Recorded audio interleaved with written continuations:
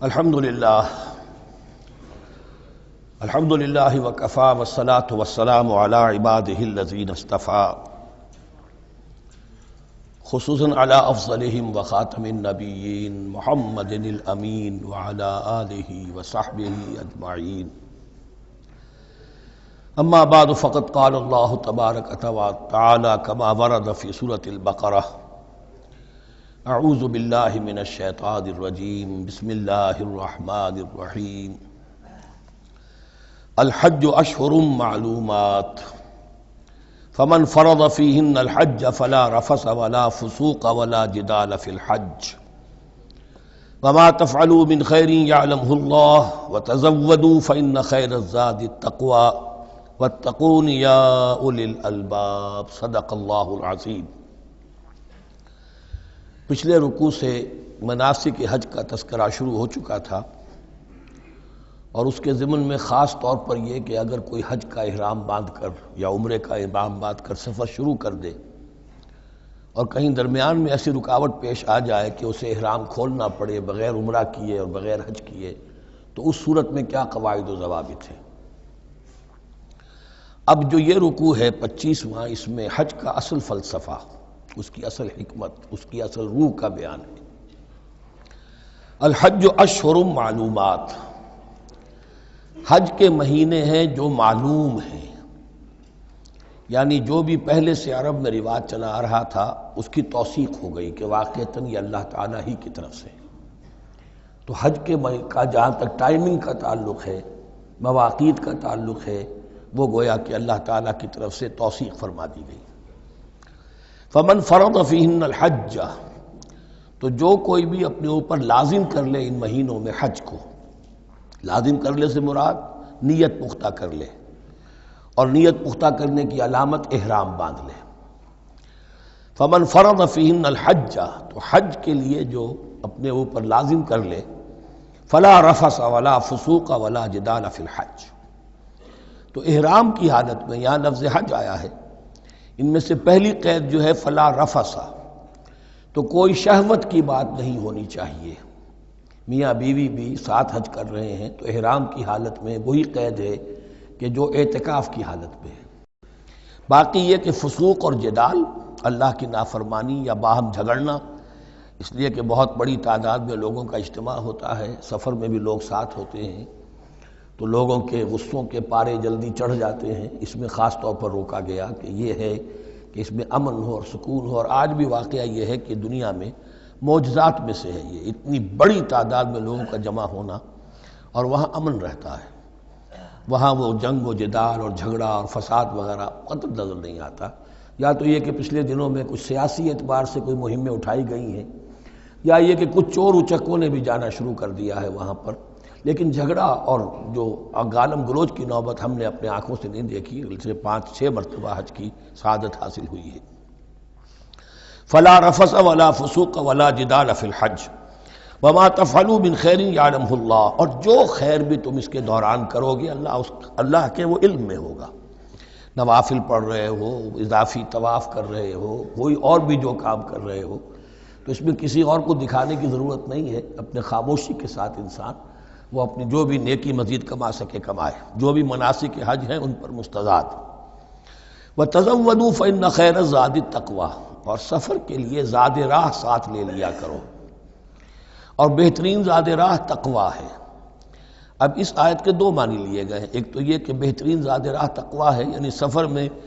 آپ نے زاد راہ خرچ کی شکل میں تو لے لیا، تقویٰ ہے نہیں، تو پھر کیا ہوگا؟ وہ تو صرف پیسہ خرچ کرنے کے لیے اچھا احرام لے لیں گے، اچھی جگہ لے لیں گے قیام کی، تو تقویٰ اگر نہیں ہے تو وہ حج تو حج ہی نہیں ہوگا۔ لیکن اس کا ایک دوسرا مفہوم جو ہے وہ بھی بہت اہم ہے کہ اگر انسان خود اپنا زاد راہ ساتھ نہ لے تو پھر وہاں مانگنا پڑتا ہے، تو تقویٰ سے مراد یہاں ہے سوال سے بچنا۔ بہتر یہ ہے کہ زاد راہ لے کر چلو، اور یہ کہ اس کے لیے تمہیں کسی کے سامنے سائل نہ بننا پڑے۔ اگر تم صاحب استطاعت نہیں ہو تو حج تم پر فرض ہی نہیں ہے۔ خام خواہ کو ایک شے جو تم پر فرض نہیں ہے اس کے لیے وہاں جا کر بھیک مانگنا، یا یہاں سے بھیک مانگ کر یا چندہ لے کر جانا، یہ تو قطعاً غلط حرکت ہے۔ وَتَزَوَّدُوا فَإِنَّ خَيْرَ الزَّادِ التَّقْوَىٰ وَاتَّقُونِ يَا أُولِي الْأَلْبَابِ، اور یقیناً میرا ہی تقویٰ کرو، مجھ ہی سے ڈرو اے ہوش مندو۔ لیس علیکم جناح ان تبتغوا فضلا من ربکم، اس میں تم پر کوئی حرج نہیں ہے، کوئی گناہ نہیں ہے کہ تم حج کے سفر کے دوران اپنے رب کا فضل بھی تلاش کرو۔ آدمی ہندوستان سے پاکستان سے جا رہا ہے، اسے ایسی اجناس لے جائے تجارت کے لیے جو وہاں پر بیچ کر کچھ نفع حاصل کر لے، تو یہ تقویٰ کے منافی نہیں ہے۔ اگر وہاں پر کوئی کاروبار کر سکو کرو۔ فَإِذَا أَفَضْتُم مِّنْ عَرَفَاتٍ، تو پھر جب تم عرفات سے واپس لوٹو، اس لیے کہ اصل حج جو ہے وہ عرفہ ہے، الحج العرفہ۔ حج کے بقیہ تمام مناسک رہ جائیں، صرف عرفہ میں شمولیت ہو جائے، قیام عرفہ میں تو حج ہو گیا، باقی جو چیزیں رہ گئی ہیں اس کا جو بھی اس کا کفارہ ہے، اس کا جو دم دینا ہے وہ دے دیا جائے۔ لیکن عرفہ سے اگر آدمی رہ گیا عرفات کے قیام سے تو پھر حج نہیں ہوا۔ اب یہاں سے جب لوٹتے ہو تو فاذکروا اللہ عند المشعر الحرام، یہ ٹائم ٹیبل نوٹ کر لیجئے کہ اصل میں 8 کی شام کو مکے سے نکلتے ہیں 8 ذی الحج کو، اور رات منی میں گزارتے ہیں۔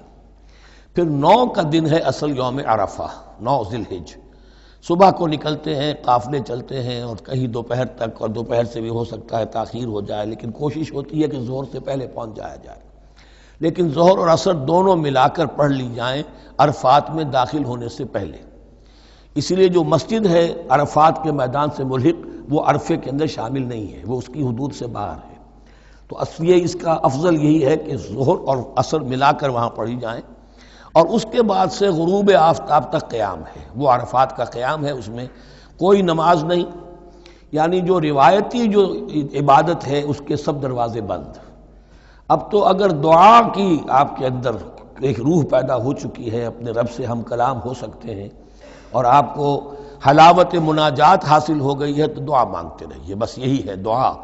قیام عرفہ جو ہے کھڑے ہو کر بیٹھے ہوئے جس طرح بھی ہو اللہ سے مناجات کرو، یا پھر یہ کہ اگر اس میں کبھی ہو جائے کسی وجہ سے تو آدمی تلاوت کرے، لیکن یہ کہ عام نماز نہیں۔ فَإِذَا أَفَضْتُم مِّنْ عَرَفَاتٍ فاذكروا اللَّهَ عِندَ الْمَشْعَرِ الْحَرَامِ، یہ مزدلفہ کا قیام ہے، 9 کی شام کو مغرب کی نماز کا وقت ہو چکنے کے بعد وہاں سے روانگی ہے،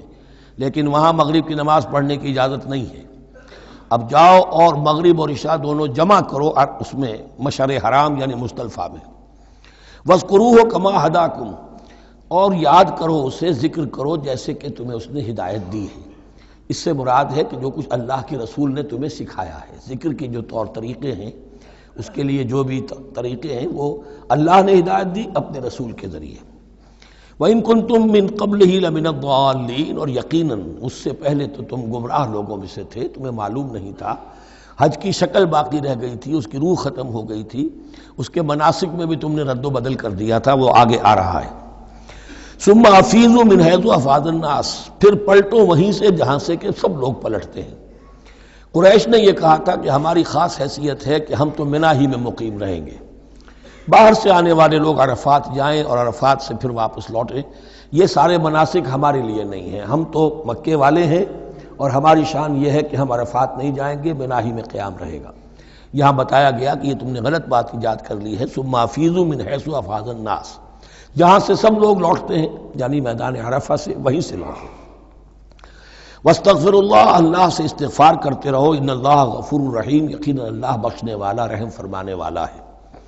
فَإِذَا قَضَيْتُم مَّنَاسِكَكُمْ، اور جب تم اپنے یہ مناسک ادا کر لو، پورے کر لو، فاذکروا اللہ کذکرکم آباءکم، تو اب اللہ کا ذکر کرو جیسے کہ تم اپنے آباء و اجداد کا ذکر کرتے رہے ہو، جس شد و مد کے ساتھ۔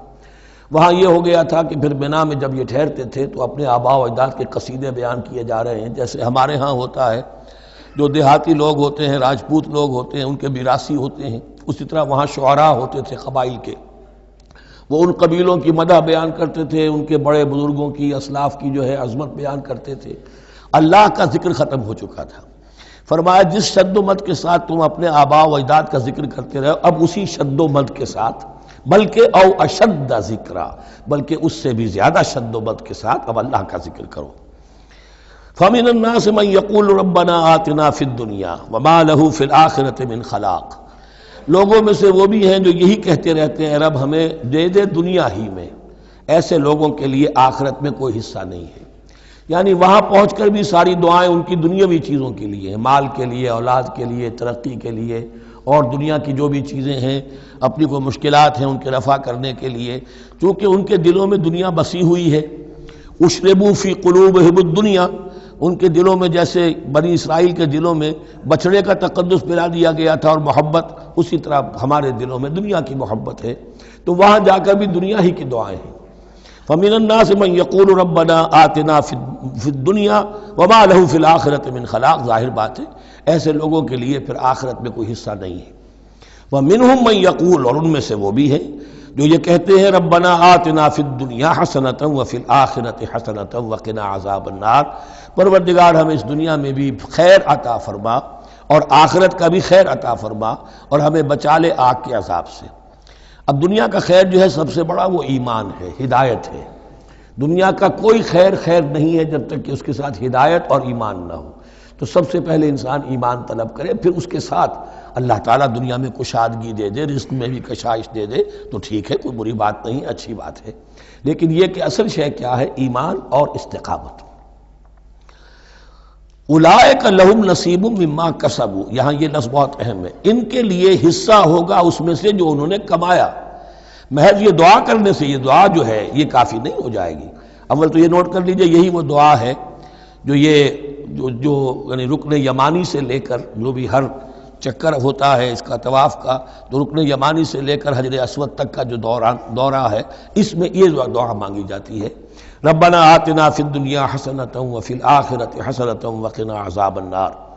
اولئک لہم نصیب مما کسبوا، ان کے لیے حصہ ہے اس میں سے جو انہوں نے کمایا۔ اچھا، اس میں سے جو انہوں نے کمایا، اس میں سے کیوں؟ وہ تو سارا ملنا چاہیے، لیکن بندے کو ڈرتا رہنا چاہیے کہ ممکن ہے اس میں سے کسی مسئلے میں میری نیت میں کوئی فساد آ گیا ہو، ممکن ہے اس میں سے میرے کسی عمل کے اندر کوئی کمی رہ گئی ہو، کوئی کوتاہی رہ گئی ہو۔ اس لیے یہ نہ سمجھ لے کہ جو بھی کچھ کیا ہے اس کا اجر لازماً ملے گا۔ مما کسبوا، جو انہوں نے کمایا ہے اس میں خلوص ہے، اس میں بے ریائی ہے، اس میں تمام جو بھی اس کے آداب اور شرائط ہیں ملحوظ رکھے گئے ہیں، تو ان کو اس کا حصہ ملے گا۔ واللہ سریع الحساب، اور اللہ تعالیٰ کو حساب چکانے میں دیر نہیں لگتی، بہت جلدی حساب کر لے گا۔ اب تو ہمارے سامنے نقشے موجود ہے، کمپیوٹرز ہیں، کتنی جلدی حساب ہو جاتا ہے، تو اللہ کے ہاں تو پتہ نہیں کیسا سپر کمپیوٹر ہوگا کہ اسے حساب نکالنے میں دیر نہیں لگے گی۔ وَاذْكُرُوا اللَّهَ فِي أَيَّامٍ مَّعْدُودَاتٍ، اور ذکر کرو اللہ کا گنتی کے چند دنوں میں۔ یہ لفظ یہاں پر پھر آ گیا ہے اس بات کی وضاحت کے لیے جو میں نے عرض کیا تھا کہ ابتدائی جو حکم تھا روزے کا، ایام معدودات، وہ 3 دن کے روزے تھے، اس لیے کہ یہاں بھی معدودات کا لفظ آیا ہے، فی ایام معدودات، اور سب کو معلوم ہے یہ 3 دن ہیں، 11ویں 12ویں 13ویں تاریخ جو ہے ذی الحج کی، کہ پھر یوم نحر کے بعد 3 دن یہاں پر قیام ہے، مبیت ہے، تو وہ 3 دن ہے ایام معدودات۔ فمن تعجل فی یومین، تو جو کوئی 2 دن ہی میں جلدی سے واپس آ جائے، فلا اثم علیہ، یعنی 3 دن پورے نہیں کرتا، 2 دن ہی میں واپسی کو اختیار کر لیتا تو کوئی گناہ اس پر نہیں ہے۔ ومن تأخر، اور جو پیچھے رہے یعنی 3 دن کی مقدار پوری کر لے، فلا اثم علیہ لمن اتقی، تو اس پر بھی کوئی گناہ نہیں، لیکن شرط ہے تقوی۔ جو 2 دن میں چلا گیا تقوی تھا تو بھی اللہ تعالیٰ کے ہاں اس کا اجر محفوظ ہے، جو 3 دن رہا تقوی ہے،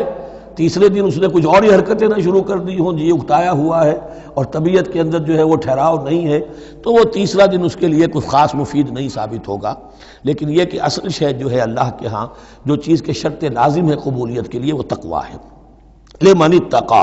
واتقوا اللہ واعلموا انکم الیہ تحشرون، اور اللہ کا تقوی اختیار کرو اور یہ مستحضر رکھو اپنے ذہن میں کہ تمہیں اسی کی جانب جمع کر دیا جائے گا، تم سب کے سب ہانک کر لے جاؤ گے اسی کی جناب میں۔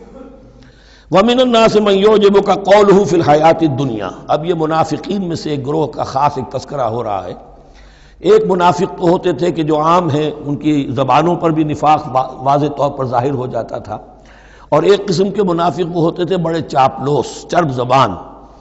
کہ ان کی گفتگو دیکھیے تو وہ تو بڑے مخلص ہیں اور بڑے ہی فداکار ہیں اور بڑے ہی آپ کے ساتھ ان کا تعلق جو ہے وہ نیک نیتی پر مبنی ہے، ان کی زبانیں جو ہیں معلوم ہوتا ہے کہ اس میں تو سب گھی شکر گھلا ہوا ہے، لیکن یہ کہ ان کا کردار انتہائی خراب ہوتا ہے، اور پھر وہ جب واپس جاتے ہیں باتیں کرنے کے بعد یا باتیں بنانے کے بعد تو ان کا کردار جو ہے وہ فساد پر مبنی ہوتا ہے۔ وَمِنَ النَّاسِ مَن يُعْجِبُكَ قَوْلُهُ فِي الْحَيَاةِ الدُّنْيَا، اور لوگوں میں سے ایسے بھی ہیں جن کی باتیں تمہیں بڑی اچھی لگتی ہیں دنیا کی زندگی میں، وَيُشْهِدُ اللَّهَ عَلَى مَا فِي قَلْبِهِ، اور وہ اللہ کو بھی گواہ ٹھہراتا رہتا ہے، میں جو کچھ کہہ رہا ہوں اللہ جانتا ہے، میں خلوص سے کہہ رہا ہوں، میں بالکل اپنی نیک نیتی سے کہہ رہا ہوں، اللہ جانتا ہے۔ وَهُوَ أَلَدُّ الْخِصَامِ، حالانکہ فی الواقع وہ دشمن ہے بہت سخت، الد بہت شدید، اور خصام خصم دشمن کے لیے آتا ہے۔ وَإِذَا تَوَلَّى، جب وہ پیٹھ موڑتے جاتا ہے، سعى فِي الْأَرْضِ، اب وہ زمین میں جو بھاگ دوڑ کرتا ہے، لِيُفْسِدَ فِيهَا، اس میں فساد مچائے،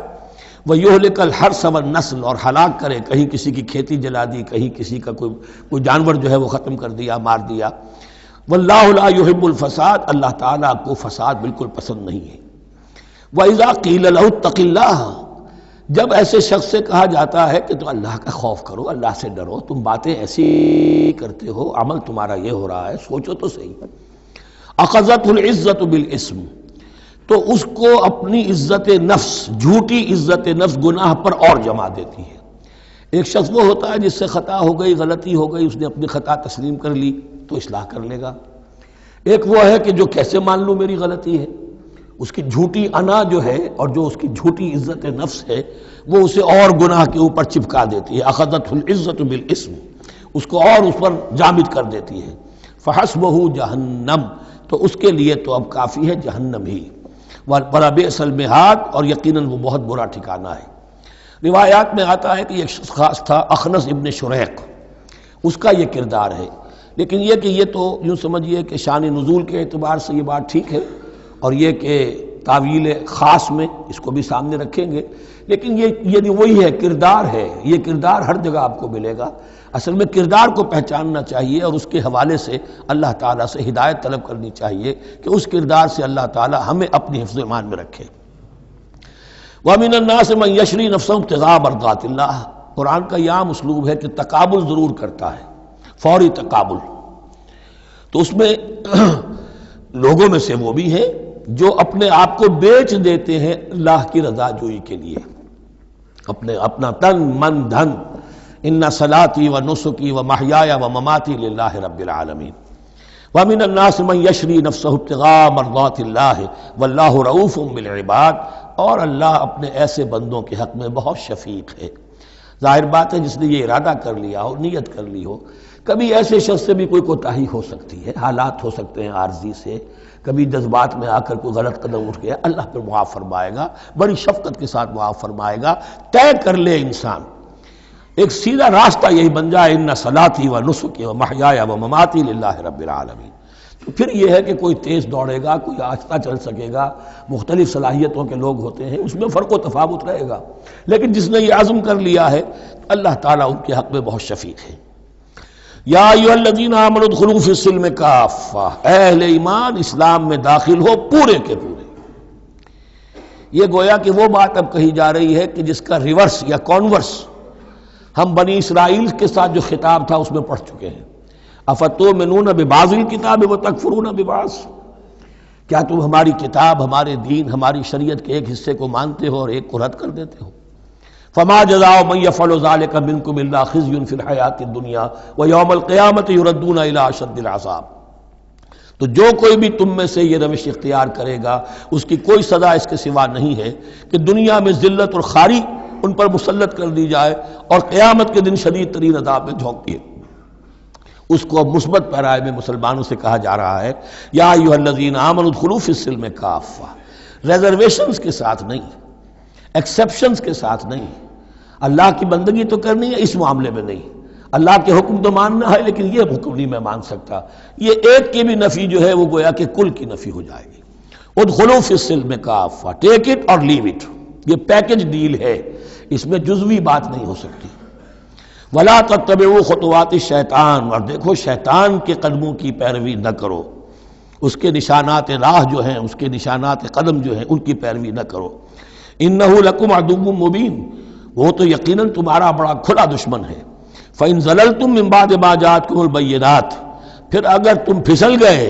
اس کے بعد بھی کہ تمہارے پاس یہ واضح تعلیمات آ چکی ہیں، فاعلموا ان اللہ عزیز الحکیم، تو جان لو کہ اللہ تعالیٰ پھر زبردست ہے، اس میں دھمکی کا پہلو آ گیا کہ پھر اللہ کی جو ہے پکڑ سخت ہوگی. حکیم بھی ہے، اس کی پکڑ میں بھی حکمت ہے. اگر یہ پکڑ نہ ہو تو ظاہر بات ہے کہ پورا نظام جو ہے دین کا وہ پھر بالکل ایک بے منطقی.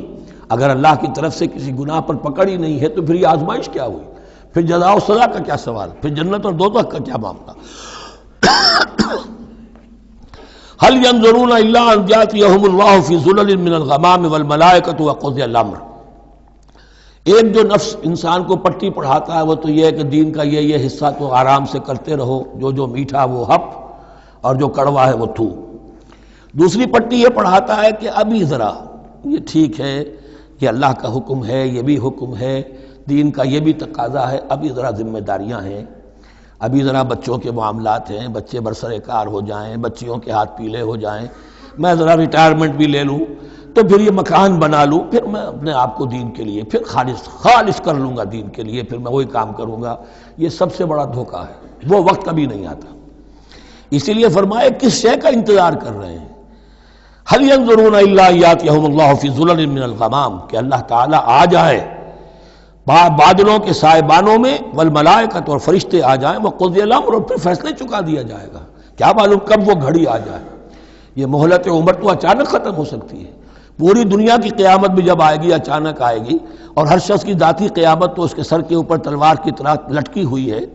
کہ من مات فقط قامت قیامتہ، جو مر گیا اس کی قیامت تو آ گئی. کیا تمہارے پاس گارنٹی ہے یہ سارے کام کرو گے تب تک زندہ رہو گے اور پھر بھی تمہارے جسم میں کوئی توانائی، کوئی رمق باقی رہ جائے گی کہ دین کا کوئی کام کر سکو؟ تو جان لو تم کس چیز کا انتظار کر رہے ہو سکتا ہے اچانک اللہ کی طرف سے مہلت ختم ہو جائے. سٹاپ رائٹنگ، 3 گھنٹے ہو گئے، بس اب جو لکھ لیا، اب آگے تمہارے پاس مہلت نہیں ہے.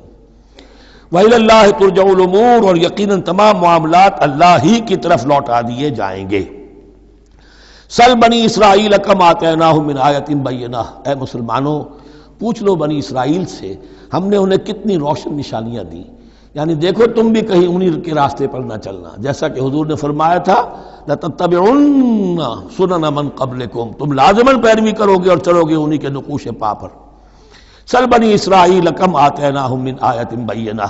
ومن یبدل نعمت اللہ من بعد ما جاءتہ فإن اللہ شدید العقاب. لیکن جو شخص اللہ کی اس نعمت جو اس کے پاس آ گئی ہے اس میں تبدیلی کرتا ہے، اس میں تحریف کرتا ہے، یا اس میں تحریف کرتا ہے یا اپنے آپ کو بدل لیتا ہے، من بعد ما جاءت ہو، اس کے بعد کہ وہ نعمت اس کے پاس آ گئی، فإن اللہ شدید العقاب، تو یہ جان لو اللہ پھر سزا دینے میں بھی سخت ہے. اس کی مثال وہی رکھیے کہ 2 مرتبہ فرمایا یا بنی اسرائیل اذکروا نعمتی التی انعمت علیکم وانی فضلتکم علی العالمین، لیکن انہی سے کہا گیا ضربت علیہم الذلۃ والمسکنۃ وباؤوا بغضب من اللہ. اور یہ مضمون بھی دوبارہ پھر آ جائے گا سورہ آل عمران میں. زین للذین کفروا الحیاۃ الدنیا، ان کافروں کے لیے دنیا کی زندگی جو ہے بڑی مزین کر دی گئی ہے، ان کے نگاہوں میں کھب گئی ہے. یہاں کی چمک دمک ہے، شان و شوکت ہے، لمبی لمبی کاریں ہوں چمکیلی نئے ماڈل کی، بڑی اونچی اونچی بلڈنگیں ہوں، حویلیاں ہوں، اعلیٰ کوٹھیاں ہوں. اب یہ ساری چیزیں کس کو اچھی نہیں لگتی، لیکن یہ کہ کفار کے دلوں میں ان کی محبت اتنی پل جاتی ہے کہ پھر کوئی اچھی بات ان کے کوئی زندگی میں نہیں رہتی، نہ کوئی اچھی بات اثر کرتی ہے. اہل ایمان کو بھی اگر ایمان کے ساتھ یہ نعمتیں ملیں، قل من حرم زینۃ اللہ التی اخرج لعبادہ والطیبات من الرزق، کو اچھا کھانا، اچھا پینا، اچھا پہننا کو حرام نہیں ہے، کو اللہ نے کس کو لوگوں کے لیے ممنوع نہیں کیا، لیکن دین کے تقاضے ادا کر کے، اللہ کا حق ادا کر کے اور حلال سے کما کر، تب کوئی حرج نہیں. زین للذین کفروا الحیاۃ الدنیا، کافروں کے لیے دنیا کی زندگی کو مزین کر دیا گیا ہے. وہ حدیث بھی ذہن میں لے آئیے کہ ان الدنیا سجن المومن و جنت الکافر، یہ دنیا جو ہے مومن کے لیے ایک قید خانہ اور جنت اور کافر کے لیے باغ ہے. وَيَسْخَرُونَ مِنَ الَّذِينَ آمَنُوا، اور وہ مذاق اڑاتے ہیں اہل ایمان کا. دیکھو ان فینیٹکس کو، ان پاگلوں کو، ان بیوقوفوں کو. وَيَسْخَرُونَ مِنَ الَّذِينَ آمَنُوا وَالَّذِينَ اتَّقَوْا وَالَّذِينَ اتَّقَوْا فَوْقَهُمْ يَوْمَ الْقِيَامَةِ، اور جن لوگوں نے تقویٰ کی روش اختیار کی تھی قیامت کے دن اب وہ ان کے اوپر ہوں گے. اور بلکہ ہمیں سورہ مطففین میں تو آگے چل کر پتہ چلے گا پھر اہل ایمان ان کا مذاق اڑائیں گے. واللہ یرزق من یشاء بغیر حساب، اور اللہ تعالیٰ رزق عطا فرمائے گا جس کو چاہے گا بغیر حساب۔ یہ جنت کی طرف اشارہ ہے۔ اب یہ جو آیت آ رہی ہے پھر ایک طویل آیت ہے، جسے میں نے عرض کیا تھا بڑے بڑے حسین اور خوشنما حکمت کے اور علم کے اور معرفت کے پھول جو ہیں وہ اس بنتی میں بن دیے گئے ہیں۔ دو لڑیاں یعنی شریعت، عبادات اور معاملات، دو لڑیاں انفاق اور جہاد، قتال، جہاد بالمال، جہاد بالنفس، اور ان میں یہ پھول آ جاتے ہیں عظیم۔ اس کو میں نے عنوان دیا ہے آیت الاختلاف، آیت الآیات، آیت البر، اور یہ آیت الاختلاف۔ اختلاف کیوں ہوتا رہا ہے؟ اور یہ بہت اہم ہے اس لیے کہ جو وحدت ادیان کا فلسفہ دنیا میں کچھ لوگوں کی طرف سے پیش ہوتا ہے اس کا ایک حصہ صحیح ہے اور ایک حصہ غلط ہے۔ صحیح کون سا ہے، غلط کون سا ہے، وہ اس حدیث، اس آیت سے معلوم ہوگا۔ کان الناس امۃ واحدۃ، اس میں کوئی شک نہیں، پہلے تو انسان سب کے سب ایک امت تھے، حضرت آدم کی نسل، حضرت آدم نبی ہیں تو امت تو ایک ہی تھی، جب تک کہ ان کے اندر گمراہی پیدا نہیں ہوئی، اختلافات نہیں ہوئی، شیطان نے کچھ لوگوں کو نہیں ورغلایا، اس وقت تک تو کان الناس امۃ واحدہ، تمام انسان ایک ہی امت تھے۔ اب یہاں پہ سمجھ لیجئے کہ یہاں اس کے بعد ایک حرف محذوف ہے، ثم اختلفوا، پھر ان میں اختلافات ہوئے، فساد پیدا ہوا، کچھ لوگوں نے گمراہی کی روش اختیار کر لی، ایک بیٹا اگر حابیل تھا تو دوسرا قابیل بھی تھا۔ فبعث اللہ النبیین مبشرین ومنذرین، تو اب اللہ نے نبیوں کو بھیجنا شروع کیا جو بشارت دیتے تھے نیکوکاروں کو اور جو خبردار کرتے تھے غلط کاروں کو۔ وانزل معهم الکتاب بالحق لیحکم بین الناس فیما اختلفوا فیہ، اور اللہ نے ان کے ساتھ کتاب نازل فرمائی اپنی، تاکہ وہ حق کے ساتھ نازل فرمائی، تاکہ وہ فیصلہ کر دے لوگوں کے مابین ان امور میں جن میں انہوں نے اختلاف کیا تھا۔ وَمَا اخْتَلَفَ فِيهِ إِلَّا الَّذِينَ أُوتُوهُ مِن بَعْدِ مَا جَاءَتْهُمُ الْبَيِّنَاتُ بَغْيًا بَيْنَهُمْ، اور پھر جو اختلاف کیا ان میں سے تو نہیں کیا اختلاف کرنے والوں نے مگر جن کو کہ وہ کتاب دی جا چکی تھی، ہدایت دی جا چکی تھی، من بعد ما جاءتهم البینات، اور اس کا سبب کیا تھا؟ بغیم بینہم، یہ لفظ میں نے پہلے بھی نوٹ کروایا تھا، بغیم بینہم، دی ارج ٹو ڈومینیٹ، زدم زدہ، سارا فساد دنیا میں جو ہوتا ہے دی ارج ٹو ڈومینیٹ، آدمی جو ہے میں اس کی بات کیوں مانوں، یہ کیوں نہ میری مانے، یہ ہے کہ جس میں جو بھی سربراہی اور بالادستی حاصل کرنے کی جو ایک انسان کے اندر ایک ہے امنگ ہے، یہ امنگ رکھی گئی ہے انسان میں، جہاں انسان کے اندر اچھے میلانات رکھے گئے، برے بھی رکھے گئے، نفس بھی تو انسان ہی میں ہے، اس لیے کہ انہی کی درمیان حق و باطل کی کشمکش چلتی ہے انسان کے باطن میں، حق و باطل کی ایک کشاکش انسان کے باطن میں چلتی ہے، ایک خارج میں چلتی ہے۔ تو فرمایا پھر ہم نے اپنے رسول بھیجنے شروع کیے، فبعث اللہ النبیین مبشرین ومنذرین وانزل معهم الکتاب بالحق لیحکم بین الناس فیما اختلفوا فیہ وما اختلف فیہ الا الذین اوتوہ من بعد ما جاءتهم البینات بغیا بینہم فہدی اللہ الذین آمنوا لما اختلفوا فیہ من الحق باذنہ۔ تو اب اس کے بعد اللہ تعالیٰ نے ہدایت دی ان لوگوں کو جو ایمان لائے ان چیزوں کے بارے میں جس میں کہ وہ اختلاف کر چکے تھے حق سے، اپنے حکم سے اللہ نے ان کو ایمان کی طرف ہدایت فرما دی۔ واللہ یہدی من یشاء الی صراط مستقیم، اور اللہ ہدایت دیتا ہے جس کو چاہتا ہے سیدھے راہ کی طرف۔ لیکن اس کا دوسرا ترجمہ یہ بھی ہوگا اللہ ہدایت دیتا ہے اس کو جو چاہتا ہے، من یشاء، من یشاء میں اللہ کی مشیت بھی ہے اور جو ہدایت کا طالب ہوتا ہے، واللہ یہدی من یشاء، جو چاہتا ہے اس ہدایت کا طالب ہوگا، یہ اللہ کے ذمے ہے، اللہ نے اسے اپنے اوپر ایک ذمہ داری سمجھا ہے کہ اس کو یقیناً ہدایت دے گا۔ والذین جاہدوا فینا لنہدینہم سبلنا، جو ہمارے راستے میں کوششیں کریں گے، حق کی طرف بڑھنا چاہیں گے، ہم لازماً ان کو راستہ دکھائیں گے، اپنے راستوں کی طرف ان کی رہنمائی کریں گے، یہ اللہ نے اپنے ذمے لیا۔ ام حسبتم، اب بڑی سخت آیت آ رہی ہے، یہ بھی بڑی لرزا دینے والی آیت ہے۔ اب دیکھیے صحابہ کرام میں سے ایک بڑی تعداد تھی کہ جو مکے کی سختیاں جھیل کر آئے تھے، مہاجرین،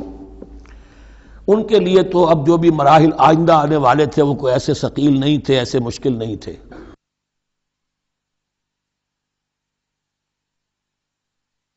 وہ سختیاں تو وہاں نہیں انہوں نے جھیلنی تھی کہ جو کہ مکے میں مہاجرین نے جھیلی تھی، تو اب ان سے ہے خاص طور پر روئے سخن،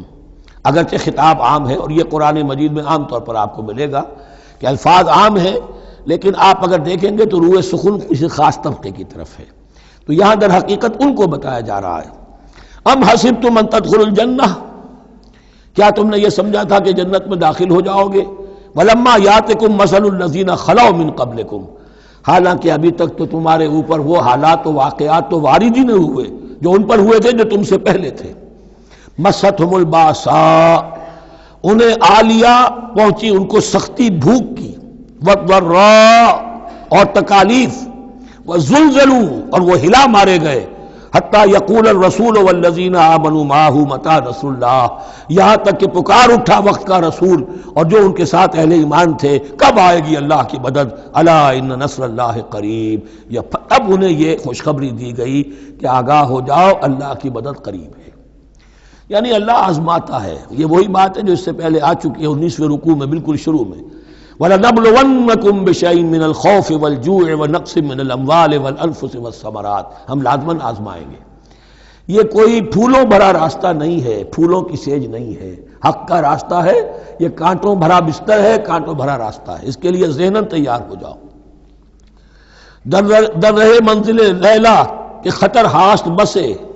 شرط اول قدمی نفس کے مجنوں باشی، دیکھ سمجھ کر آؤ۔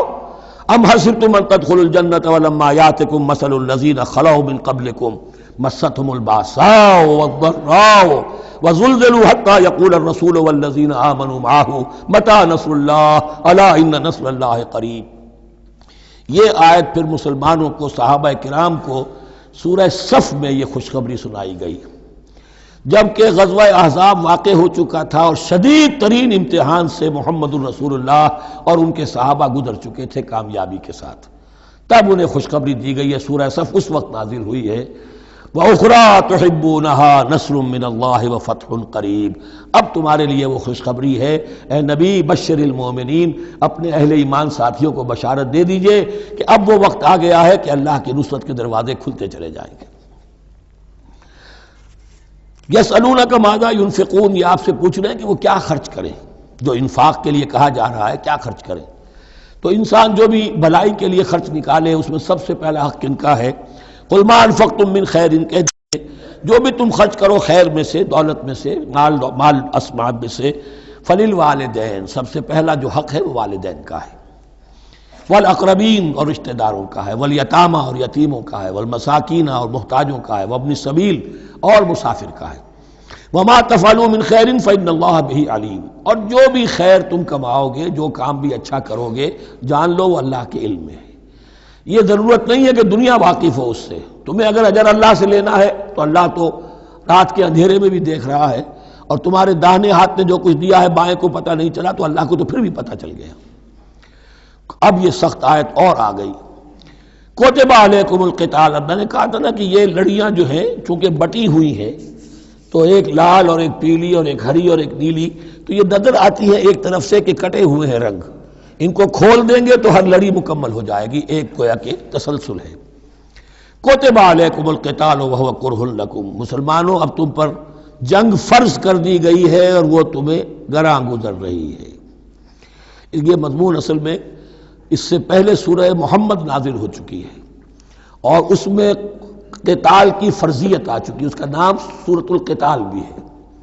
لہذا اب اس کے حوالے سے کچھ لوگ جو ہیں وہ پریشان ہو رہے تھے،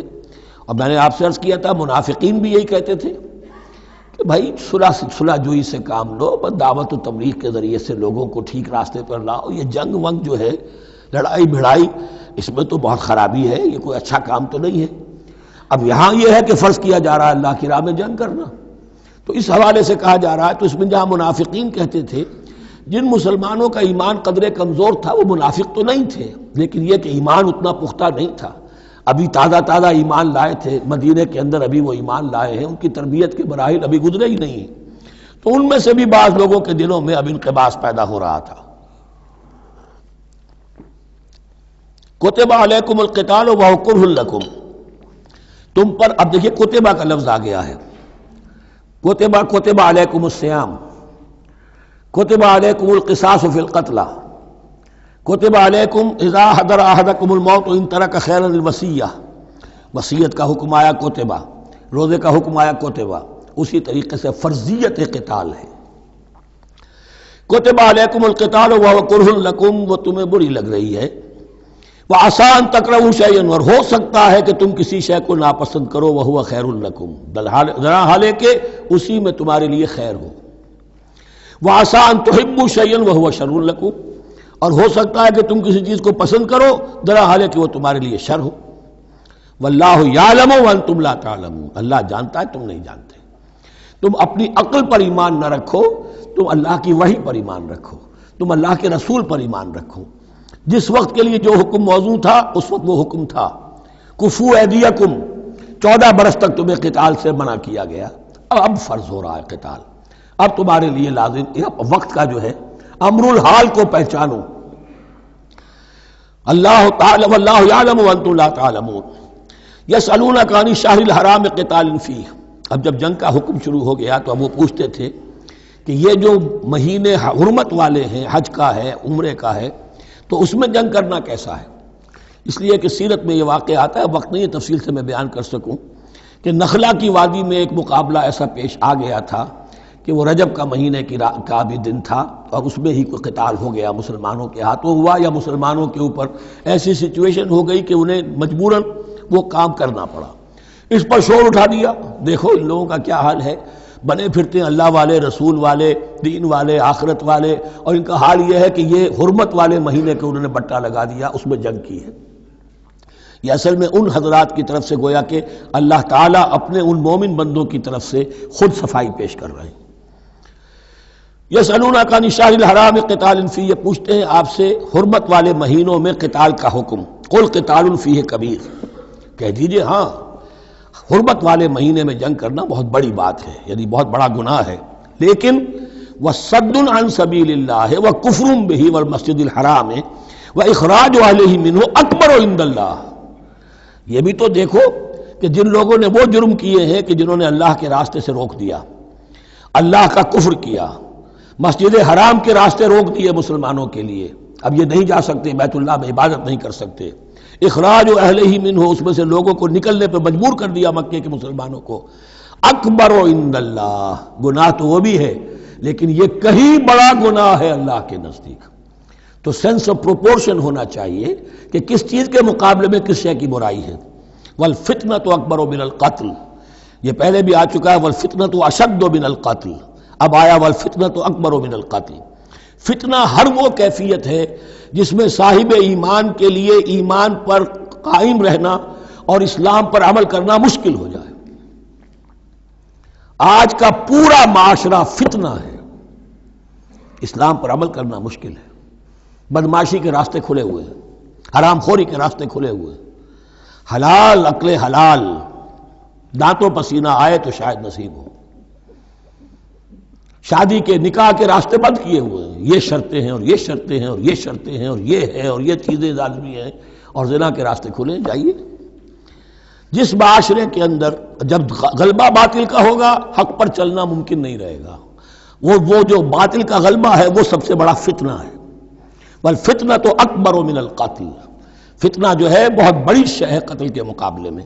ولا یزالون یقاتلونکم حتی یردوکم عن دینکم ان استطاعوا، اور سن لو یہ لوگ تم سے جنگ کرتے رہیں گے یہاں تک کہ لوٹا دیں تمہیں اپنے دین سے، اگر وہ کر سکتے ہوں، وہ تو تلے ہوئے ہیں اس پر کہ تمہیں لوٹا کر لے جائیں گے اپنے دین سے۔ یہاں اشارہ ہو رہا ہے مشرکین مکہ کی طرف، کیونکہ اب یہ تمہید چل رہی ہے سورہ بقرہ کے اندر غزوہ بدر کے لیے، اب اس کے بعد غزوہ بدر ہونے والا ہے، اس کے لیے ذہنی تیاری۔ وَلَا يَزَالُونَ يُقَاتِلُونَكُمْ حَتَّى يَرُدُّوكُمْ عَنْ دِينِكُمْ إِنِ اسْتَطَاعُوا، وہ تو اپنی کوشش کرتے رہیں گے کہ تمہیں تمہارے دین سے پھرا کر لوٹا کر واپس لے جائیں اگر ان میں طاقت ہے۔ وَمَن يَرْتَدِدْ مِنْكُمْ عَنْ دِينِهِ، اور سن لو جو بھی کوئی تم میں سے پھر گیا، مرتد ہو گیا اپنے دین سے، فَيَمُتْ، اور اسی حالت میں اس کی موت آ گئی، وَهُوَ كَافِرٌ، کہ وہ کافر ہی تھا، فَأُولَٰئِكَ حَبِطَتْ أَعْمَالُهُمْ فِي الدُّنْيَا وَالْآخِرَةِ، تو یہ وہ لوگ ہوں گے کہ جن کے تمام اعمال دنیا اور آخرت میں حبط ہو گئے۔ پہلے کتنے ہی نیکیاں کی ہوئی تھیں، کتنے ہی نمازیں پڑھی ہوئی تھیں، کتنا ہی جو ہے انفاق کیا تھا، صدقات دیے تھے، کچھ بھی کیا، سب کا سب زیرو ہو جائے گا۔ وَأُولَٰئِكَ أَصْحَابُ النَّارِ هُمْ فِيهَا خَالِدُونَ، اور وہ ہوں گے جہنم والے اور رہیں گے اس میں ہمیشہ ہمیشہ۔ ان الذين آمنوا والذين هاجروا وجاهدوا في سبيل الله اولئك يرجون رحمت اللہ واللہ غفور رحیم، یقیناً وہی لوگ جو ایمان لائے اور جنہوں نے ہجرت کی اور جہاد کیا اللہ کی راہ میں، یہ وہ لوگ ہیں جو اللہ کی رحمت کے امیدوار ہیں۔ بڑا لطیف طنز ہے ان پر، جا رہے ہیں حرام کے راستے پر، اللہ رحمت فرمائے گا۔ اللہ رحمت نہیں فرماتا، اللہ کی رحمت کا مستحق بننا پڑتا ہے۔ اللہ کی رحمت کا مستحق وہی ہے، ان الذین آمنوا والذین ہاجروا وجاہدوا فی سبیل اللہ اولئک یرجون رحمت اللہ،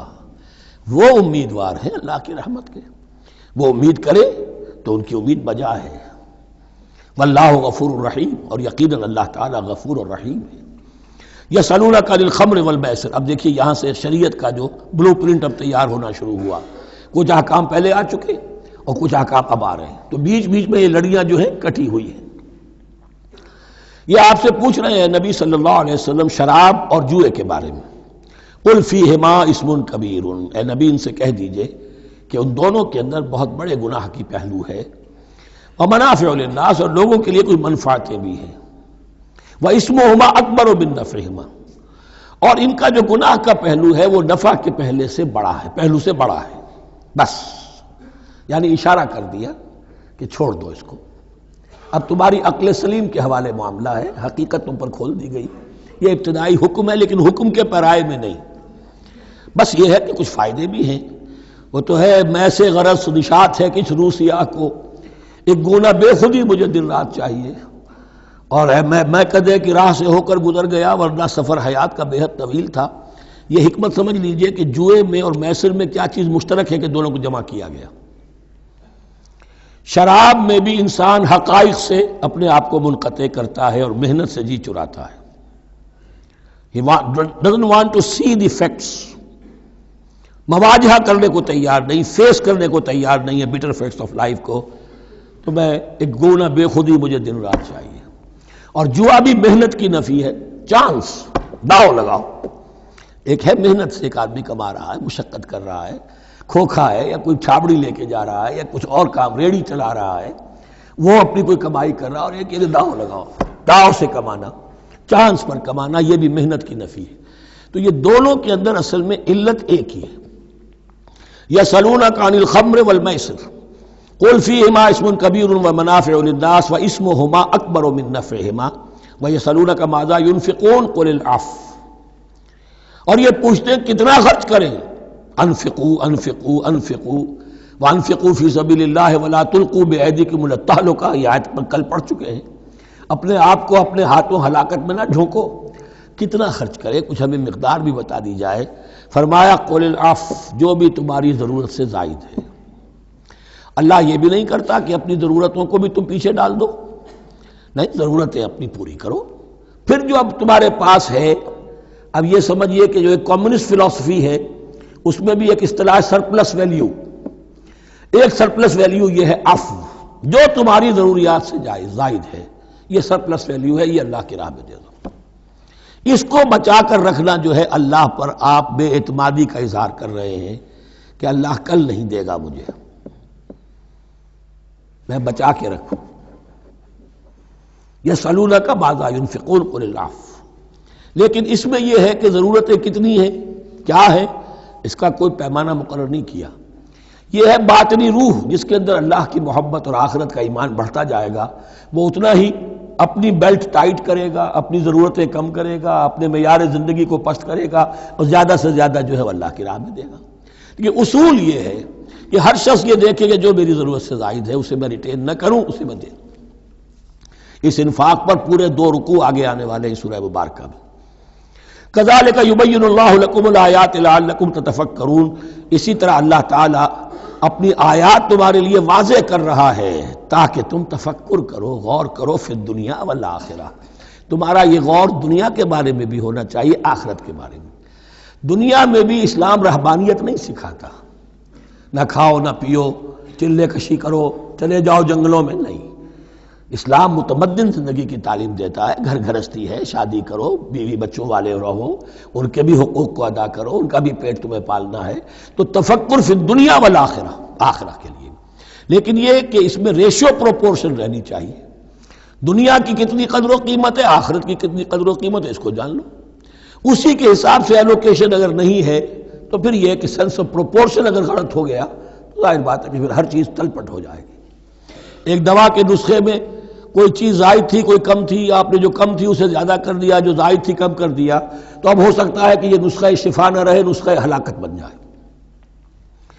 وَيَسْأَلُونَكَ عَنِ الْيَتَامَىٰ، اور یہ آپ سے پوچھ رہے یتیموں کے بارے میں، قُلْ إِصْلَاحٌ لَهُمْ خَيْرٌ، اے نبی ان سے کہہ دیجئے ان کے لیے ان کی مصلحت کو پیش نظر رکھنا یہ ہے کہ جو بہتر ہے، نیکی ہے، بھلائی ہے۔ اصل میں سورہ بنی اسرائیل کی آیت جو ہے وہ لوگوں کے سامنے تھی، وَلَا تَقْرَبُوا مَالَ الْيَتِيمَ إِلَّا بِالَّتِي هِيَ أَحْسَنُ، مال یتیم کے قریب تک نہ پھٹکو، یعنی گڑبڑ کر لو گے اپنے اموال میں، اس میں سے یہ کہ ہو سکتا ہے کہ ان کا کوئی مال تمہارے پیٹ میں چلا جائے، ہانڈی مشترک ہے، اب اس میں ظاہر بات ہے یتیم نے بھی کھانا ہے، تم نے بھی کھانا ہے، اچھی اچھی بوٹیاں تم نے کھا لی ہیں اور یتیم کے لیے جو ہے خرچہ تو پورا ڈال دیا، لیکن یہ کہ اس کے لیے بیچارے کے لیے چھچڑے چھوڑ دیے۔ تو یہ چیز روکنے کے لیے کہا گیا تھا مکی صورتوں میں وَلَا تَقْرَبُوا مَالَ الْيَتِيمِ إِلَّا بِالَّتِي أَحْسَنُ۔ اب صحابہ کے لیے تو یہ چیزیں ایسی تھیں کہ اشارہ ذرا سا ہو گیا اور انہوں نے اس پر عمل کیا، انہوں نے ہڈیاں علیحدہ کر دی تاکہ ان کا خرچہ بالکل علیحدہ رہے۔ اب اس میں تکلیف ہو رہی تھی، ایک گھر کے اندر ہی ایک یتیم ہے، اس کا خرچہ اس کے مال میں سے نکالا جا رہا ہے۔ فرمایا کہ یہ مقصد نہیں تھا، مقصد یہ تھا کہ تم ان کے مال ہڑپ نہ کر جاؤ۔ قُلْ إِصْلَاحٌ لَهُمْ خَيْرٌ، قُلْ إِصْلَاحٌ لَهُمْ خَيْرٌ، ان کے لیے اصلاح کرنا بھلائی کا ہے۔ وَإِن تُخَالِطُوهُمْ فَإِخْوَانُكُمْ، اگر تم اپنے ساتھ ان کو ملائے رکھو تو وہ تمہارے بھائی ہیں۔ وَاللَّهُ يَعْلَمُ الْمُفْسِدَ مِنَ الْمُصْلِحِ، اللہ جانتا ہے مفسد کو بھی مصلح کو بھی، وہ جانتا ہے کہ یہ آدمی گڑبڑ کر رہا ہے، یہ ہنڈیاں علیحدہ کر کے بھی گڑبڑ کر سکتا ہے، اور یہ وہ شخص ہے کہ جو ہنڈیاں مشترک کر کے بھی حق پر رہ سکتا ہے۔ وَلَوْ شَاءَ اللَّهُ لَعَنَتَكُمْ، اگر اللہ چاہتا تو تمہیں سختی میں ڈالے ہی رکھتا، تم پر مشقت جو ہے یہ کیے رکھتا۔ ان اللہ عزیز الحکیم، یقیناً اللہ زبردست ہے، حکمت والا ہے۔ ایک طرف وہ سختی بھی کرتا ہے، زبردست ہے، لیکن وہ اس کے ہر حکم کے اندر حکمت بھی ہے، اور جہاں حکمت نرمی کی متقاضی ہوتی ہے وہاں وہ رعایت بھی دیتا ہے۔ وَلَا تَنكِحُوا الْمُشْرِكَاتِ حَتَّىٰ يُؤْمِنَّ، اور مشرک عورتوں سے نکاح نہ کرو جب تک کہ وہ ایمان نہ لے آئیں۔ وَلَا أَمَةٌ مُؤْمِنَةٌ خَيْرٌ مِّن مُشْرِكَةٍ وَلَوْ أَعْجَبَتْكُمْ، ایک مومنہ خواہ وہ لونڈی ہو وہ بہتر ہے ایک مشرکہ سے خواہ وہ آزاد عورت ہو۔ وَلَوْ أَعْجَبَتْكُمْ، اور مزید یہ کہ وہ تمہیں اچھی بھی لگتی ہو۔ وَلَا تُنكِحُوا الْمُشْرِكِينَ، اور نہ اپنی عورتوں کا نکاح کرو، نکاح میں دو اپنی عورتوں کو، اپنی بیٹیوں کو مشرکوں کے، حتیٰ یؤمنوا، جب تک کہ وہ ایمان نہ لے آئیں۔ وَلَا عَبْدٌ مُّؤْمِنٌ خَيْرٌ مِّن مُّشْرِكٍ وَلَوْ أَعْجَبَكُمْ، مسلمان اگر غلام ہے تو وہ بھی بہتر سمجھو مشرک سے جو آزاد ہے اور وہ تمہیں پسند بھی ہے، مالدار بھی ہے یا اور بھی ہے، اس کے اندر دوسرے پہلو بھی ہیں۔ اولئک یدعون الی النار، دیکھو وہ جو ہے وہ پکار رہے ہیں، آگ کی طرف بلا رہے ہیں، تمہیں بھی لے جائیں گے، تمہاری اولاد کو بھی لے جائیں گے۔ واللہ یدعو الی الجنۃ والمغفرۃ باذنہ، اللہ تمہیں بلا رہا ہے جنت کی طرف اور مغفرت کی طرف اپنے حکم سے۔ وَيُبَيِّنُ آیاتہ للناس لعلہم یتذکرون، اور اللہ اپنی آیات واضح کر رہا ہے لوگوں کے لیے تاکہ وہ نصیحت اخذ کریں۔ وَيَسْأَلُونَكَ عَنِ الْمَحِيضِ، اور وہ عورتوں کے ایام ماہواری کے بارے میں آپ سے سوال کر رہے ہیں۔ قُلْ هُوَ أَذًى، کہہ دیجئے وہ ایک ناپاکی بھی ہے اور ایک تکلیف کا مسئلہ بھی ہے۔ فَاعْتَزِلُوا النِّسَاءَ فِي الْمَحِيضِ، تو حیض کی حالت میں اگر تمہاری بیویاں ہوں تو ان سے علیحدہ رہو، مقاربت نہ کرو۔ وَلَا تَقْرَبُوهُنَّ حَتَّىٰ يَطْهُرْنَ، اور ان سے مقاربت نہ کرو یہاں تک کہ وہ پاک ہو جائیں۔ فَإِذَا تَطَهَّرْنَ، اور جب وہ خوب پاک ہو جائیں، فَأْتُوهُنَّ مِنْ حَيْثُ أَمَرَكُمُ اللَّهُ، تو اب ان کی طرف جاؤ، جو بھی تمہیں تعلق قائم کرنا ہے کرو، جہاں سے کہ تمہارے رب نے تمہیں حکم دیا، اللہ نے حکم دیا ہے۔ یہ اللہ کا حکم کیا ہے؟ یہ ہے امر طبیعی، ہر انسان جانتا ہے، ہر حیوان کو معلوم ہے، وہ طبیعی شے ہے۔ لیکن یہ کہ اب عورتوں کے ساتھ بھی اگر انسان جو ہے وہ لواطت کا فعل شروع کر دے، قوم عمل لوط، تو ظاہر بات ہے کہ عمل قوم لوط تو وہ چیز جو ہے غلط ہے، وہ حرام ہے۔ یہ تو اللہ تعالیٰ نے جو بھی تمہاری فطرت میں ڈالا ہے راستہ، وہ در حقیقت من حیث امرکم اللہ، ان اللہ یحب التوابین و یحب المتطہرین، یقیناً اللہ محبت کرتا ہے بہت توبہ کرنے والوں سے اور بہت پاک بازی اختیار کرنے والوں سے، ان ناپاک چیزوں سے دور رہنے میں۔ نساؤکم حرث لکم، تمہاری بیویاں تمہارے لیے کھیتیوں کے مانند ہیں، جیسے کھیت میں بوتے ہو، فصل کاٹتے ہو، بیویوں کے ذریعے سے اللہ تعالیٰ تمہیں اولاد عطا کرتا ہے۔ فاتو حرثکم انا شئتم، تو جو بھی کھیتی والی جگہ ہے ادھر تم جاؤ جدھر سے چاہو، یعنی اس میں یہ ہے کہ کوئی رکاوٹ نہیں ہے، وہ داہنی طرف سے بائیں طرف سے جدھر سے بھی ہو، لیکن ہو وہ فرج کے اندر، وہ وقت کے اندر معاملہ نہ ہو۔ فاتو حرثکم انا شئتم وقدموا لانفسکم، اور اپنے آگے کے لیے سامان کرو، یعنی اپنی اولاد۔ انسان جو ہے بڑھاپے کے لیے اس کا ایسٹ بنتی ہے اس کی اولاد۔ آج تو دنیا اولاد سے بھاگتی ہے، لیکن ایک زمانے میں تو اولاد جو ہے وہ عصائے پیری شمار ہوتی تھی۔ وقدموا لانفسکم واتقوا اللہ واعلموا انکم ملاقوہ، اور اللہ سے کا تقوی اختیار کرو۔ ابھی آپ دیکھیں گے کہ جو حکم بھی شریعت کا آئے گا بار بار تکرار کے ساتھ جو ہے اس میں تو تقوی کا ذکر بار بار آئے گا، کہ ایک قانون ہے اس کی قانونیت ہے، ایک ہے تقوی۔ قانون کی لاکھ پیروی کی جا رہی ہو تقوی نہ ہو تو وہ قانون جو ہے وہ مذاق بن جائے گا، تماشا بن جائے گا۔ اس کے بعد مثالیں آئیں گی ابھی۔ واتقوا اللہ واعلموا انکم ملاقوہ، اور اللہ کا تقوی اختیار کرو اور جان لو تمہیں اس سے مل کر رہنا ہے، حاضر ہونا ہے اس کے جناب میں۔ وبشر المؤمنین، اور اے نبی اہل ایمان کو بشارت دے دیجئے۔ ولا تجعلوا اللہ عرضۃ لایمانکم، ایک اور حکم آ گیا، اللہ تعالیٰ کا نام جو ہے وہ تختہ مشق نہ بنا لو اپنی قسموں کے لیے۔ قسم کھا بیٹھا میں تو اللہ کی قسم کھا بیٹھا ہوں، اب یہ قسم کھا بیٹھا اس لیے میں یہ کام نہیں کر سکتا، چاہے وہ نیکی کا کام تھا۔ کسی وقت غصے میں آدمی آ کر قسم کھا بیٹھتا ہے۔ حضرت ابو بکر صدیق نے بھی قسم کھا لی تھی۔ مستح ان کا ایک ایسا تھا مسلمان غریب کہ جس کی وہ مدد کیا کرتے تھے، لیکن مستح بھی جب حضرت عائشہ پر تہمت میں ملوث ہو گیا تو حضرت ابو بکر نے قسم کھا لی کہ یہ بدبخت جس کی میں سرپرستی کرتا رہا یہ بھی میری بیٹی پر تہمت لگانے میں شامل ہو گیا، اب میں اس کی کبھی مدد نہیں کروں گا۔ یہ سورہ نور میں آئے گا، ان سے کہا گیا نہیں ایسا نہ کرو، تم اپنے نیکی کے دروازے کو کیوں بند کرتے ہو؟ قسم کھا لی، قسم کو کھول دو، کفارہ دے دو۔ وَلَا تَجْعَلُوا اللَّهَ عُرْضَةً لِأَيْمَانِكُمْ أَن تَبَرُّوا وَتَتَّقُوا، نیکی کا کام کرنے سے، تقوی کے کام سے رکنے کے لیے قسم کھا لینا۔ وَتُصْلِحُوا بَيْنَ النَّاسِ، اور اس سے کہ لوگوں کے مابین مصالحت کرو۔ اب آپ نے کسی دو بھائیوں کے درمیان جھگڑا تھا، مصالحت کی کوشش کی، آپ کی بات نہیں مانی گئی، اب اللہ کی قسم ہے صاحب اب میں آپ کے معاملے میں دخل نہیں دوں گا، اب میں تو قسم کھا بیٹھا۔ نہیں بھائی، اصلاح بین الناس جو ہے، اصلاح ذات البین، یہ کرتے رہو، اور ایسی قسم کھائی ہے اس کا کفارہ دے دو۔ واللہ سمیع علیم، اور اللہ تعالیٰ سننے والا اور جاننے والا ہے۔ لا یؤاخذکم اللہ باللغو فی ایمانکم، اللہ تعالیٰ مؤاخذہ نہیں کرے گا تم سے جو تم بغیر مقصد کے، بغیر عزم اور ارادے کے قسم کھا بیٹھتے ہو۔ یہ عربوں کا رواج ہے، واللہ باللہ کے بغیر ان کا کوئی جملہ شروع ہی نہیں ہوتا، تو یہ در حقیقت قسم کھانے کا ان کی اس وقت نیت نہیں ہوتی، بلکہ یہ ان کا ایک جس کو ہم کہتے ہیں تقیہ کلام ہے، ان کا ایک اسلوب ہے گفتگو کا، واللہ باللہ ہے، تو اس پر مؤاخذہ نہیں ہے۔ وَلَٰكِن يُؤَاخِذُكُم بِمَا كَسَبَتْ قُلُوبُكُم، ہاں جو تم نے ارادہ کر کے، تمہارے دلی ارادے کے ساتھ جو تم نے قسم کھائی ہے، پھر اس پر مؤاخذہ ہوگا، اس سے توڑو گے اس کا ایک کفارہ ہے، وہ بعد میں آئے گا۔ وہ کفارہ جو ہے وہ پھر سورہ مائدہ کے اندر آ جائے گا۔ میں نے عرض کیا تھا کہ یہ اصل میں سورہ بقرہ میں بلو پرنٹ آ رہا ہے شریعت اسلامی کا، اور اس کے جو اصل چیزیں ہیں وہ پوری تکمیلی احکام وہ پھر آخر میں آئیں گے، کچھ سورہ نساء میں، کچھ سورہ مائدہ۔ واللہ غفور حلیم، اللہ غفور ہے، بخشنے والا ہے اور حلیم ہے، فوراً نہیں پکڑتا، فوراً سزا نہیں دیتا، مہلت دیتا ہے کہ اصلاح کر لو۔ للذین یولون من نسائہم تربص اربعۃ اشہر، اب یہ بھی ایک قسم کھا لی جاتی تھی کہ کسی وقت کسی مرد نے، کسی شوہر نے قسم کھا لی اب میں اپنی بیوی کے قریب نہیں جاؤں گا، ناراض ہو گئے، غصہ آ گیا، میں تمہارے سے کوئی تعلق نہیں رکھوں گا، یہ ایلا کہلاتا تھا۔ حضور نے بھی ایلا فرمایا تھا اپنی ازواج مطہرات سے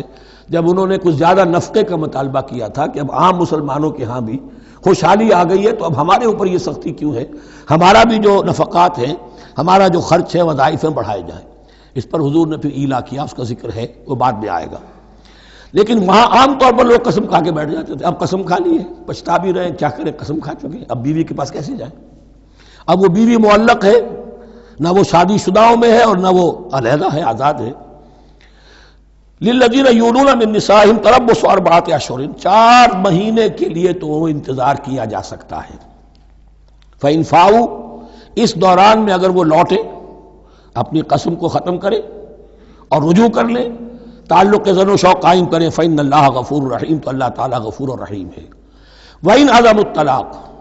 اور اگر وہ طلاق کا ارادہ کر چکے ہوں کہ واقعتاً اب ان سے سیپریشن ہی ہے، فإن اللہ سمیع علیم، تو اللہ تعالیٰ سننے والا، جاننے والا ہے۔ یعنی یہ کہ 4 مہینے سے زیادہ معلق نہ رکھو کسی کو، یا ادھر یا ادھر، یا فیصلہ کرو اور اسے فارغ کرو، اور یا پھر یہ کہ اپنی وہ قسم ختم کرو اور اس کا جو بھی کفارہ ہے وہ ادا کرو۔ اسی پر غالباً قیاس کیا تھا، بلکہ ساتھ ہی سیرت میں آتا ہے کہ حضرت عمر نے حضرت حفصہ سے پوچھ بھی لیا تھا۔ حالانکہ دیکھیے کہ باپ اور بیٹی کا معاملہ ہو رہا ہے اور باپ بیٹی سے سوال کر رہا ہے، دین کے معاملے میں حیا اور شرم کی بات نہیں ہوتی۔ ان اللہ لا یستحی ان یضرب مثلا ما بعوضۃ فما فوقها، تو یہ کہ جو لوگ جہاد پر جاتے تھے کوئی سال بھر گھر واپس نہیں آ رہا، اب ایک طرف تو ان پر مشقت ہے، وہ بیویوں سے دور ہیں، اہل و عیال سے دور ہیں، ادھر عورتیں جو ہیں وہ بغیر شوہروں کے جو وقت گزار رہی ہیں، تو پوچھا کہ کتنا عرصہ تم سمجھتی ہو کہ ایک عورت اپنی عصمت اور عفت کو سنبھال کر اپنے شوہر کا انتظار کر سکتی؟ تو حضرت حفصہ نے کہا 4 ماہ۔ اب میں سمجھتا ہوں شاید انہوں نے اسی پر کہا ہو کہ یہ معلق رکھنے کا حکم بھی قرآن مجید میں جو ہے زیادہ سے زیادہ اس کی مہلت 4 مہینے ہے۔ والمطلقات یتربصن بانفسهن 3 قروء، اور جنہیں طلاق دے دی جائے ان پر لازم ہے کہ وہ اپنے جیوں کو روکے رکھیں 3 حیض تک، یہ عدت ہے۔ طلاق کے بعد 3 مہینے کی عدت ہے۔ اس عدت میں یا تو شوہر رجوع کر لے گا اگر 1 یا 2 طلاقیں ہیں، تیسری طلاق ہو گئی تو رجوع کا حق نہیں ہے، وہ بعد میں بات آ جائے گی، اور اسی میں چاہے تو اس کے بعد جب مدت ختم ہو جائے گی تو پھر اب شوہر کا حق ختم ہو جائے گا، اب وہ آزاد ہوگی، لیکن اس مدت کے اندر وہ دوسری شادی نہیں کر سکتی۔ والمطلقات یتربصن بانفسهن 3 قروء ولا يحل لهن ان يكتمن ما خلق الله في ارحامهن، اور ان کے لیے یہ حلال نہیں ہے، جائز نہیں ہے کہ وہ چھپا لیں جو کچھ کہ اللہ نے پیدا کر دیا ہو ان کے ارحام میں۔ اگر حمل ٹھہر گیا ہے اور بیوی کو ڈر ہے کہ اب یہ شوہر تو طلاق دے دے گا، وہ اپنا حمل چھپا رہی ہے تاکہ پتہ ہی نہ چلے اس کو، کیونکہ وہ چاہے گی کہ بچہ میرے پاس رہے، بچہ بچی جو بھی ہو۔ ظاہر بات ہے کہ بچہ اور بچی جو ہے وہ ماں کے لیے تو جگر گوشہ ہے، اس کے جسم کا ٹکڑا ہے، اس کے جسم کا لوتھڑا ہے، تو وہ چھپانے کی ٹینڈنسی ہوتی ہے کہ وہ جھگڑا ہی نہ اٹھے۔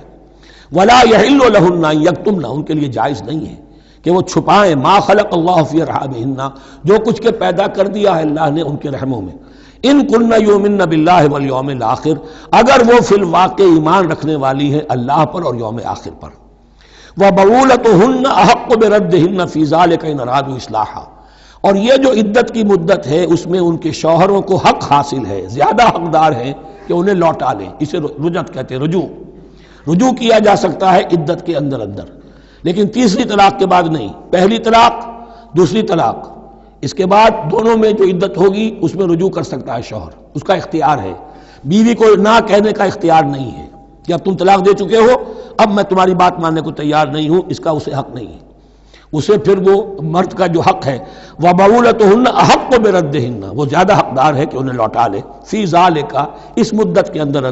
ان ارادوا اصلاحا، اگر وہ واقعتاً اصلاح ہی چاہتے ہیں۔ وَلَهُنَّ مِثْلُ الَّذِي عَلَيْهِنَّ بِالْمَعْرُوفِ، اور ان کے لیے حقوق ہیں جو کہ مناسبت سے ہیں ان کی ذمہ داریوں کے۔ وَلِلرِّجَالِ عَلَيْهِنَّ دَرَجَةٌ، اور مردوں کو ان پر ایک درجہ فوقیت کا، ایک درجہ فضیلت کا، ایک درجہ حقوق کا حاصل ہے۔ واللہ عزیز الحکیم، اور اللہ تعالیٰ سب کچھ جاننے والا، اللہ زبردست ہے اور حکمت والا ہے۔ یہ آیت اصل میں اس زمانے میں بہت مس انٹرپریٹ ہوئی ہے اور بعض مترجمین نے بھی ترجمہ غلط کیا ہے، یعنی اس کا یہ ترجمہ کرنا لہن مثل الذی علیہن،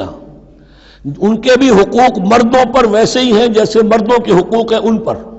تو یہ تو مساوات ہو گئی،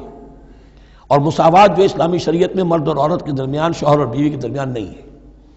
مراد کیا ہے؟ لام اور اعلیٰ کا جو استعمال ہوتا ہے عربی میں، لام کسی کے حق کے لیے اور اعلیٰ کسی کی ذمہ داری کے لیے۔ لہن، ان کے لیے حقوق ہیں، مثل الذی علیہن، جیسے کہ ان پر ذمہ داریاں ہیں۔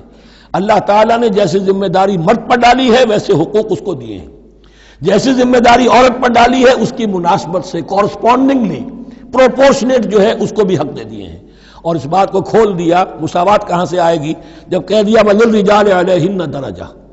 اور مردوں کو ان پر ایک درجہ حاصل ہے، فوقیت کا درجہ حاصل ہے۔ واللہ عزیز الحکیم، اب یہ تمہیں پسند ہو تب بھی اور ناپسند ہو تب بھی، اللہ تعالی عزیز ہے، حکیم ہے، وہ سب کچھ جاننے والا ہے، اور وہ زبردست ہے، جو چاہے حکم دے، اور حکیم ہے، حکمت والا ہے، اس کا حکم حکمت پر مبنی ہے۔ بارک اللہ لی ولکم فی القرآن العظیم ونفعنی وإیاکم بالآیات والذکر الحکیم۔